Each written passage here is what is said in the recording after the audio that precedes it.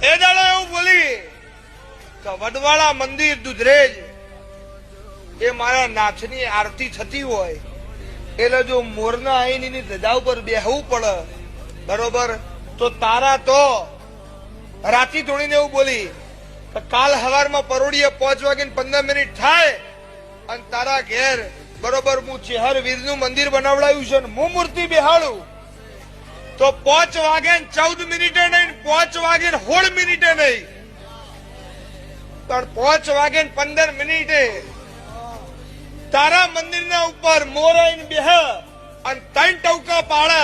ના પાડવો જોવો 2 કે ના પાડવો જોવો 4 અને 3 ટવકા પાડે તો સમજે કે હું ભીખા નારાયણની માતા બોલી. એટલે રબારી મૂંઝવણમાં પડ્યા કે હવે કબૂતર નહીં આવતો મોર શું આવશે?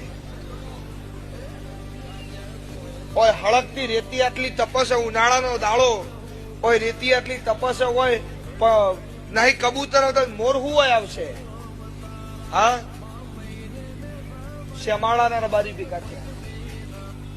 કેવું રાતે વાત ફરતી થઈ ગઈ, પણ વાત ફરતી થઈ ગઈ. કહું બુઆજી એવું કીધું કે સવારે 5:15 મોર આવે તો જ મૂર્તિ બેહાડવાની, બાકી આ બધું બંધ કરી દેવાનું. શ્યામાળામાં વાત ફરતી હતી, ફરતા 10 ગોમના રબારી ભેગા થયા. 1000 લાલ પાઘડી ભેગી હતી.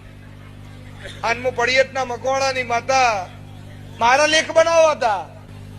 સવારે 1000 રબારી ભેગા છે લાલ પાઘડી કે મોર નહીં આવે તો શું થાય? સવારે 4 વાગે 4:30 થયા ભાઈ આવે કે બુઆજી ઉઠાડો નહીં યાર, મોર નહીં આવે તો મારા મોર બોલી જાય, મારું શું થાય? રબારી ભેગા બહુ થયા શીખ્યા તો મોર નહીં આવે તો મારું કશું રહે નહીં. દાંતણ કર્યા વગર મારા બોયા ચિંતા ના કરજો. મોર ના આવે ને તો હજુ માતા ધૂણવા મહિનો થયો છે, આજ પછી ધૂણવાનું એ નહીં, બાપો ધૂણવે બહુ છે, આપડે ધૂણવાનું થતું નથી. અને મોર ના આવે ને તો આખા ગામ વચ્ચે તારી માફી મું માગી. મોર આવ્યો 5:13 થી હંગાતે ભાઈ તો ખમચોડ્યો કે ભાઈ મોર નહીં આવે. મેં કીધું હજુ 2 મિનિટની વાર છે, શાંતિ રાખ. મારા પર અંદર પેટે ધબકાલ વધતા હતા, પણ વિશ્વાસ હતો કે મારો રામ સારું જ કરશે. 5:15 થી ઉગમણી દિશામાંથી મોર આવ્યો, ટવકા કરતો.